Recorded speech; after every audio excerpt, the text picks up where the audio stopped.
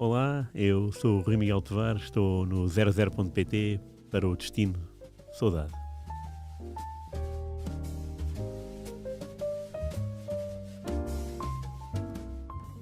Episódio 13 do Destino de Saudade. Hoje os dois protagonistas vêm com umas camisolas muito bonitas e vamos começar por aqui, Rui. Antes de saltarmos para Liverpool, já lá vamos. Tens uma camisola verde, queres apresentá-la? Eu diria que, pelo emblema, algures na Lourinhã. Exatamente. Terra da Loba é o Sporting Clube Lourinhanense. O meu pai nasceu na Lourinhã em 48 e esta camisola deram-me em 2014. E é uma camisola que eu estimo, porque não tenho assim tantas, não tinha nenhuma do Lourinhanense, e cresci a ver jogos do Lourinhanense no Pelado ainda, e depois também vi jogos no Relvado. Que ainda Família hoje... Tovar, portanto, é da Lourinhã, sobretudo. Sim, o teu sim. pai e os irmãos Sim, dele. sim. Aliás, o meu pai jogou como júnior no Lourinhanense. Muito bem. E uma das grandes conquistas dele foi ir à Associação de Futebol de Lisboa pedir a sua ficha, e deram-lhe, de facto, estava lá a ficha dele. O meu pai disse o ano, disse o escalão, e estava lá a ficha, deram-lhe, e aquilo para ele foi, e tinha a ficha atrás, tinha apontado os jogos, foram 3 nos júniores. Conta a lenda que tinha jeito, mas que também não, o que gostava mesmo era de escrever. Sim, e sim. contar histórias, e então o futebol... Chegaste a vê-lo jogar futebol? Ou jogaste futebol com ele algumas vezes? Só comigo na baliza e ele a rematar. Dava-me sempre umas abébias, e quando eu ganhava confiança metia uma bola indefensável, também era miúdo, né? Mas o início do treino era bolas fáceis para eu agarrar, claro. Primeiro à figura, depois um bocadinho afastadas do pé, mas eu defendia, e quando eu achava que era o Courtois, na altura devia ser, não sei, O Vítor Damas, talvez? Talvez. Quando eu me achava muito, muito bom, o meu pai, então espera lá, 1, 2, 3, 4 golos, e eu ficava desanimado, e depois retomava, era sempre isso. Mas nunca vi jogar, não, nunca ouvi jogar. Mas há uma simpatia grande da tua parte também pelo Sporting Clube Lourinhanense. Sim, claro. Lá está, por ter visto jogar no Pelado, no Relvado, tanto vi aquela mudança que é sempre significativa de um clube da terra, e vi grandes jogos com o Peniche. Havia o torneio do Oeste no verão, que era com o Torriense, com o Caldas, com o Peniche. Eram jogos, lembro-me de muita zaragata verbal, não física. Nunca vi um jogo incómodo para os nossos olhos, mas sim para os nossos ouvidos. Muitos piropos mal lançados, mas isto é a minha história, a tua história. A tua camisola Eu hoje também vinha bem equipado, se me permites, com a camisola do histórico Clube Marechal Gomes da Costa, que é um clube popular aqui na cidade do Porto, que eu tive o privilégio de representar durante quase 10 anos. E é um clube que está no meu coração. Continuo a competir na 2ª Divisão Distrital do Porto. Fiz lá grandes amigos para a vida. É um clube muito peculiar, tem um espírito muito próprio. E o Never Drink Alone é um bocadinho o leitmotiv da coisa. Posso dizer que passou por lá, por exemplo, o André Vilas Boas, o José Guilherme Aguiar, também jogou lá no Clube Marechal Gomes da Costa. E como tu vens sempre muito bem equipado, eu hoje disse, hoje também vou com uma camisola de um clube que me diz alguma coisa, que me diz muita coisa neste caso, que é o Clube Marechal Gomes da Costa, que está agora a iniciar a temporada 2022-2023, por isso, boa sorte para o MGC para esta nova temporada, que corra tudo muito bem, e quem sabe se vamos subir divisão este ano, já merecemos. Isso é que era. É de facto um clube com muitas histórias, com muita gente boa, e que merece estar aqui hoje representado neste Destino de Saudade. E 10 anos é uma vida. Portanto, eu passei lá, eu diria que joguei lá, creio eu, 7 temporadas de forma consecutiva, e tinha estado lá alguns anos antes apenas a treinar, porque com o trabalho de jornalista sabes que não é fácil. Mas portanto, Lourinhanense, MGC é o pontapé de saída para irmos até Liverpool. O Liverpool é outro derby. Outro derby. Everton-Liverpool é este fim de semana. É um jogo... eu lembro-me do encanto que era os anos 80, essas duas equipas, que eram equipas muito, muito fortes. Aliás, o Everton ganhou a Taça das Taças em 85 e o Liverpool ganhou a Taça dos Campeões em 84. Portanto, eram duas equipas da mesma cidade a ganhar títulos internacionais. Isso para uma criança que tem 7 anos a 8, faz-nos ficar a pensar. E lembro perfeitamente de ver, não é ver, é de saber que faltavam poucos minutos para começar a transmissão da RTP da final da Taça da Inglaterra, que foi 86, entre o Everton e o Liverpool, precisamente. Ganham o Liverpool 3-1. O primeiro gol foi do Lineker, que jogava no Everton, mas depois o Liverpool deu a volta pelo inevitável Ian Rush, marcou 2 golos. 2 anos antes, também jogaram a Taça da Liga, em Wembley também. Ganhou outra vez o Liverpool, porque é bom de ver que o Liverpool tem algum ascendente sobre o Everton e sobre quase todas as equipas inglesas. E lembro-me de sentir que eram 2 equipas. Se houvesse um universo paralelo, era curioso saber se não houvesse Heysel, o que é que o Everton iria fazer na Taça dos Campeões do ano seguinte. Sim. Porque tinha uma equipa muito boa. Como eu digo, já tinha vencido a Taça das Taças, 3-1 ao Rapid Viena. Portanto, havia condições para chegar longe. Mas pronto, aqueles 4 anos sem equipas inglesas na UEFA, acabou com essa magia da equipa, que continuou a ser mágica na Inglaterra, mas não pôde expressar-se no futebol europeu. É um derby muito, muito interessante, porque, neste caso, inclui um personagem português, que é o Abel Xavier. Que é uma personagem incontornável, de facto, deste derby de Merseyside. O Abel joga primeiro no Everton ou no Liverpool, Rui?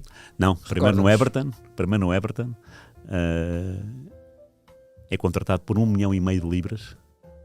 Ao Benfica?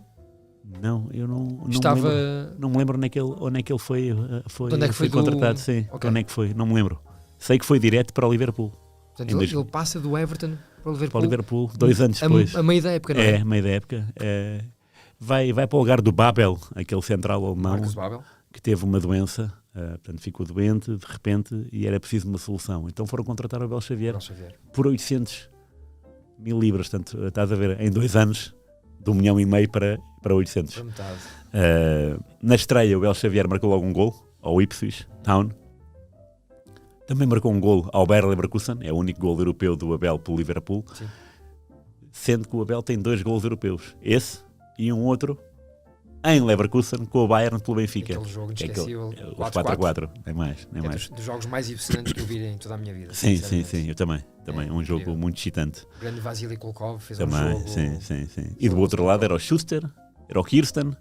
Era uma equipa muito boa. Incrível. Também. Rui, nós hoje em dia, portanto, quem não conhece tão bem o Abel Xavier, jogador, vê-o como treinador, como comentador televisivo hoje em dia, com a sua imagem muito, muito própria também. Mas como é que era o Abel como futebolista? Para quem não o conhece, quem não se lembra dele, digamos assim. Bom, o Abel tem um pormenor que vai acompanhá-lo para o resto da vida, e é um pormenor delicioso, que foi o último jogador da segunda divisa a ser convocado pela seleção, enquanto jogava na segunda divisão portuguesa, no Estrela da Amadora. Impressionante. Portanto, o Carlos Queiroz confiava nele a 1000%, e levou-o para estágio e colocou-o a titular na Suíça, qualificação para o Mundial de 94.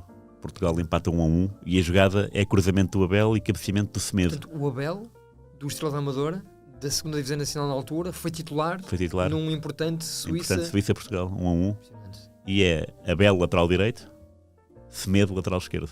Semedo do Porto, lateral esquerdo. Médio, não é? Médio. Jogou lateral esquerdo. E marcou o gol numa jogada do Abel. Incrível. Portanto, é um jogo muito interessante, porque lá está, não é muito comum haver histórias de jogadores da segunda. Pois.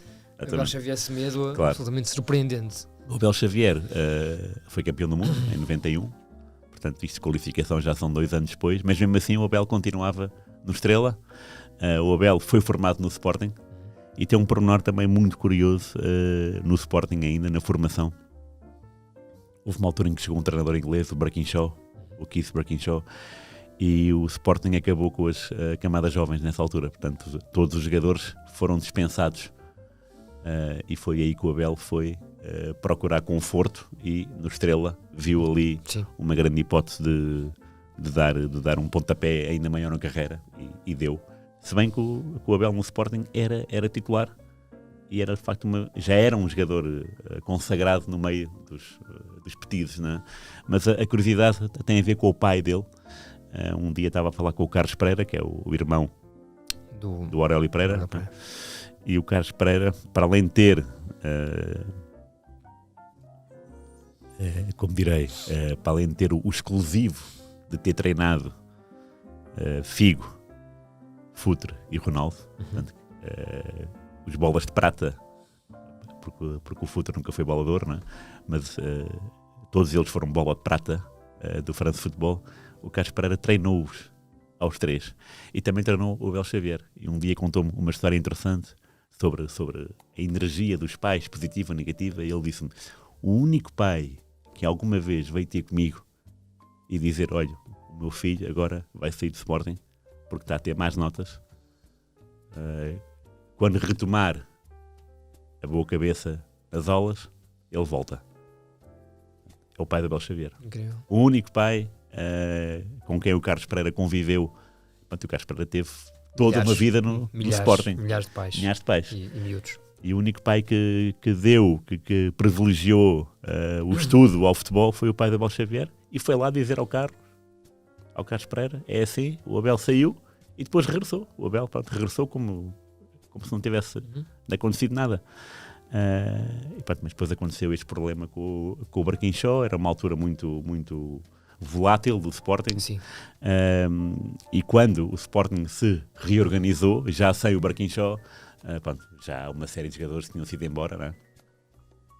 E o Abel Xavier já estava no Estrela, onde foi treinado por José Mourinho.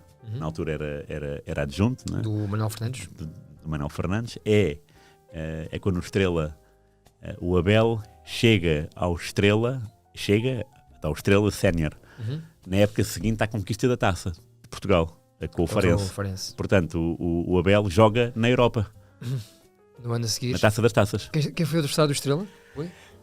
Eu acho que me lembro que foi o Neuchâtel Xamax e o Liège, não é? Neuchâtel Xamax. Portanto, parece-me que o Estrela elimina nos penaltis o Neuchâtel Xamax e é eliminado pelo Liège.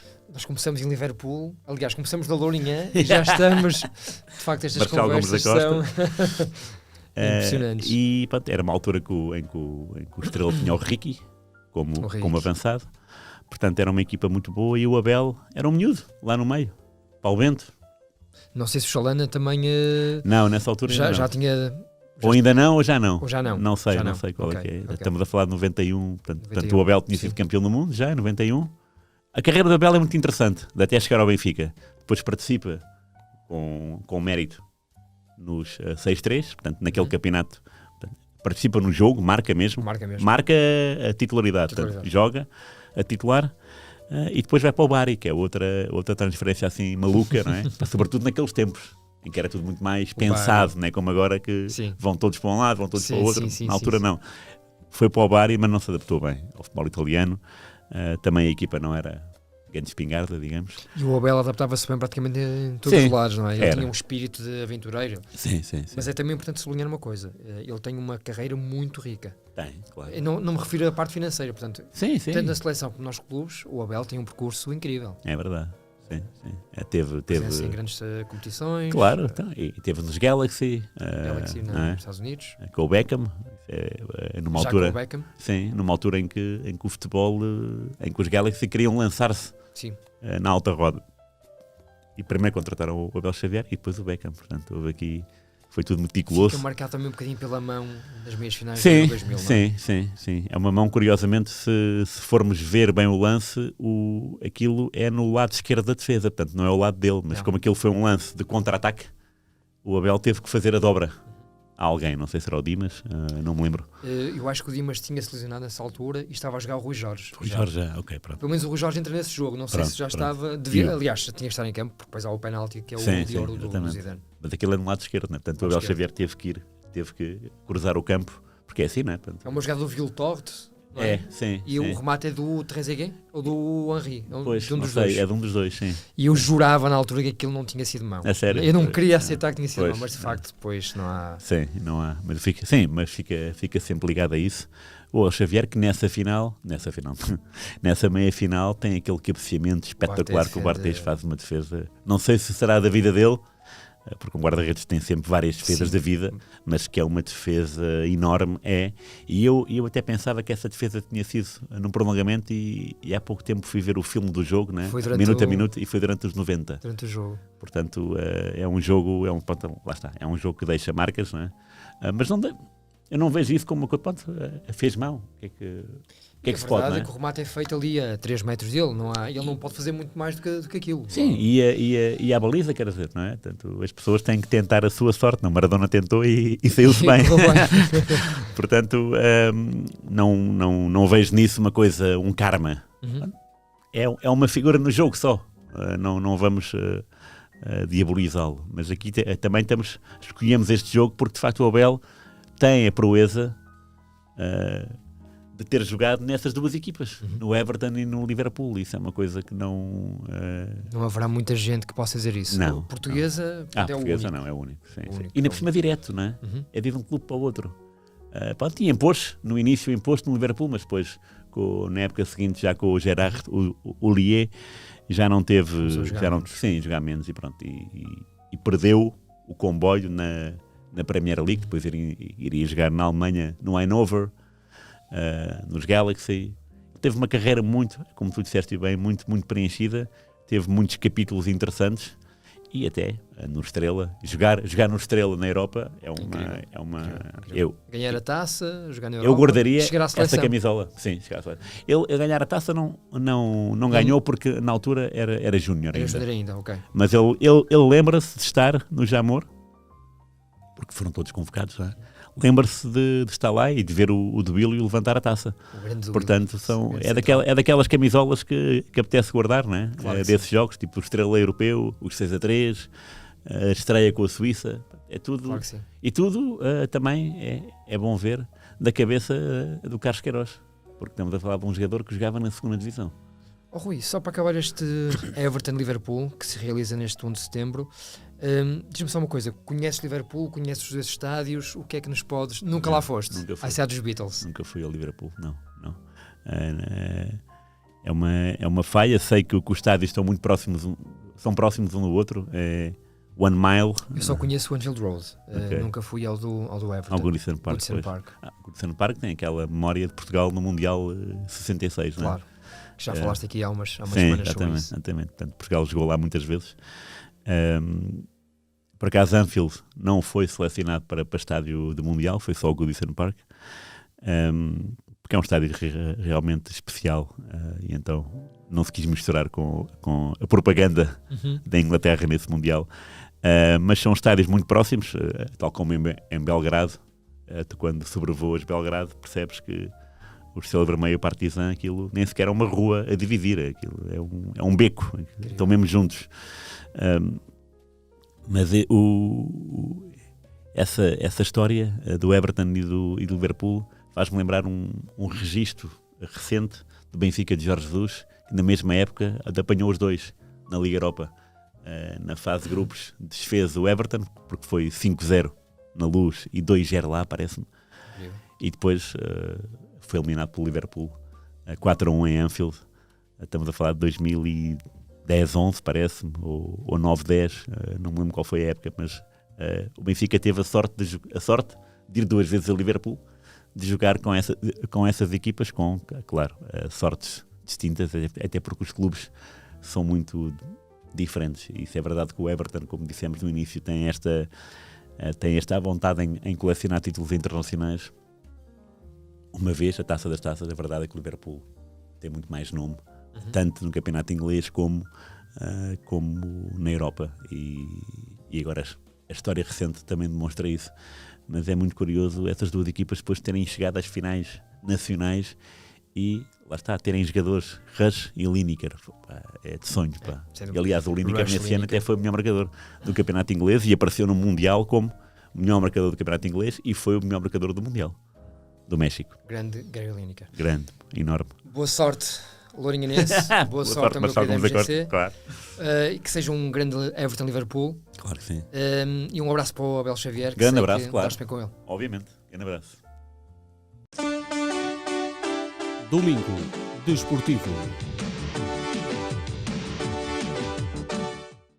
Cara Rui, avançamos para o Domingo Desportivo. Eu posso já revelar que a primeira entrevista que eu fiz no 00, curiosamente, foi este senhor. Portanto, podes avançar, a bola é tua. O grande Constantino, que neste dia 1 de setembro, mas de 96, primeira jornada do campeonato, um hat-trick, logo ali. E eu depois fui ver lista dos hat-tricks do Lessa, 3. Os 3 do Constantino, os 3 em 96, não na época 96-97, 1 95-96, 2 96-97. O Tino Bala era Mas estamos a falar de um um clube avançado muito interessante. muito interessante. Então eu falava de um clube que, para marcar golos, imagino que já era o que era, não é? 3 de uma vez em 3 jogos, na primeira divisão, incrível. Tinha que ter muita qualidade. Muita qualidade. E eu fiquei fascinado. Se não me engano, os adversários foram Tirsense, Leiria e Belenenses. O Belenenses foi o último e não foi em Lessa, foi no Restelo. O Restelo. 0-4, ele marcou os 3. Ele marcou 3. Incrível. Colecionar 3 hat-tricks pelo Lessa num ano. Porque uma coisa é um jogador que passa uma vida toda num clube e, pronto, e vai marcando os seus... Não, aqui está tudo condensado. É muito interessante ter sido num clube que, por exemplo, agora já... Sim, está no Já Campeonato de ninguém o Portugal. vê, não é? Pronto, está lá em baixo, não é? Na altura estava na primeira divisão. Vai ser treinado este ano, já agora, Claro. por um ex-colega de equipa meu. Não A é? sério? Esta vida é tão... Bate tudo certo. Boa sorte também para o Luís Diogo, que vai Ok. treinar este Boa, ano o Lessa, e foi meu colega de equipa no MGC. Mas voltando ao Constantino, era um avançado baixinho, Sim. rápido, É muito rápido. que adivinhava muito bem onde a bola caía e que tinha de facto uma relação com a baliza. Sim, isso deve ser um sonho para qualquer jogador que quer ser goleador, saber que sem dar por ela está com o golo ali à distância de nada. O Constantino tinha esse praticado, aliás, ele depois até jogou em Espanha, teve uma época em Salamanca. Espanha, depois voltou, mas voltou com as qualidades Salamanca intactas. ou Levante? Agora não Eu diria Levante. Levante. Salamanca... Levanta-te e ri. Mas acho que foi Levante-te e isso. ri. Acho que foi o Levante. que foi o Salamanca, falaste de Espanha, eu levei para o Salamanca do João Alves, mas mal. Sim, Creio que é o sim. Levante. Eu também diria que é Levante, sim. A Salamanca são outros jogadores. Sim. Mas mesmo assim, lembro-me dele regressar. Pronto, e uma pessoa quando regressa de forma algo frustrada pode não conseguir dar mais. Não, mas o Constantino foi um goleador muito irreverente porque marcava golos. Muitos golos. E é daqueles jogadores que, se calhar, as pessoas mais novas já jogava no Lessa nos anos 90, grande coisa. Mas é preciso ter em atenção estes mini goleadores porque pertencem a equipas mini. Sim. Não por serem Isso. baixinhos ou Isso. não por serem... Não, eram jogadores que devem ser falados. Primeiro, porque não são tantas vezes chamados à pedra como nós desejaríamos. E depois porque é bom endeusar este tipo de jogadores também que, como tu disseste bem, tem uma relação muito fraternal com a baliza. E ele conseguia marcar golos, colecionar golos a uma velocidade estonteante, lá está, para a altura que tinha, para o clube onde estava. É isso. Porque estamos a falar de uma época em que havia muitos clubes fortes. O próprio Belenenses era forte. Sim. E apanhou aquele 4-0 com 3 golos no Restelo. Lá está, que é uma proeza. Isto é tudo a escadinha, de efeito de escadinha de qualidade, né? Marcar 3 golos num jogo, pelo Lessa e no Restelo. É tudo mágico. E o Constantino tem este lugar no nosso coração, até porque foi hoje, dia 1 de setembro, e que melhor maneira de começar o campeonato dessa época, o 96-97, que terá sido o Tri do Porto, não é? É. Exatamente. Pois, Portanto, é o primeiro ano é o do primeiro de António Oliveira, exatamente. António Oliveira. E Para diz. acabar aqui o nosso domingo esportivo, temos mesmo que nos despedir. Eu, nesta entrevista com o Constantino, confrontei com uma memória que eu tinha que não era muito concreta e ele depois confirmou-me. Durante esta temporada, 96-97, ele estava tão bem que os jornais começaram a fazer alguma pressão para que fosse chamado à seleção nacional. A sério? Pelo Artur Jorge. Olha, não lembrava nada disso. E ele confirmou-me isto e depois explicou-me porque é que acabou por nunca ter sido convocado. Foi pré-convocado, portanto, aquela Foi? lista mais Boa. alargada, Sim. mas acabou por não chegar à nossa seleção. É pena porque era bonito termos tido lá o Era engraçado, Constantino até não era? uma ou duas vezes a representar o Lessa, porque de facto é um futebol menos falado Sim. e que nós adoramos. Pá, é um futebol de bairro, né? Eu quando venho aqui ao Porto, Eu já te levei ao Estádio do Leça. já me basta falar. Eu vejo o estádio, não é? Assim Não, sim, quem passa na A28. Na A28, exatamente. Eu vejo o estádio e penso, ei, Paulo Lessa, já esteve na primeira divisão. Imagino as pessoas, não é? A ir ao estádio no domingo à tarde a ver o jogo e a ver o Constantino a marcar 3 gols. É um clube muito castiço, é um clube histórico, é um clube que merece estar num patamar superior do que ele está este ano. Sim. Portanto, boa sorte para o Lessa, para o meu amigo Luís Diogo, que lhe corra bem este ano, Claro. e um abraço grande para o Constantino. Grande abraço, claro e para que o sim. grande Rui Miguel Tovar. Pedro Meus Jorge amigos, Pinho. até para a semana. Muito obrigado por tudo.